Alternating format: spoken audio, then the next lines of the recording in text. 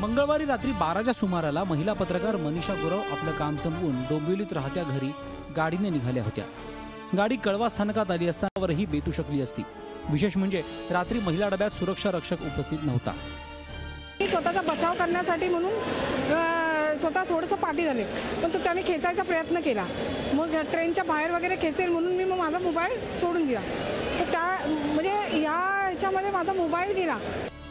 झटापट झाली त्यावेळी त्या डब्यात सुरक्षा रक्षक नव्हता, तो मागच्या डब्यात होता, अशी अजब सारवासारव रेल्वे अधिकाऱ्यांनी केली।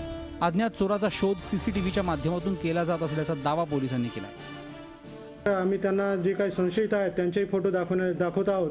त्यांच्याकडून त्या अॅक्युजचं वर्णन घेण्याचा प्रयत्न चालू आहे आणि त्यानंतर आम्ही लवकरच त्या अॅक्युजला अरेस्ट करून त्यांचा मोबाईल जप्त करण्याचा प्रयत्न करीत आहोत। विशेष म्हणजे असे प्रकार वारंवार कळवा मुंब्रा दरम्यान होत आहेत, मात्र पोलिसांना चोर सापडलेला नाही।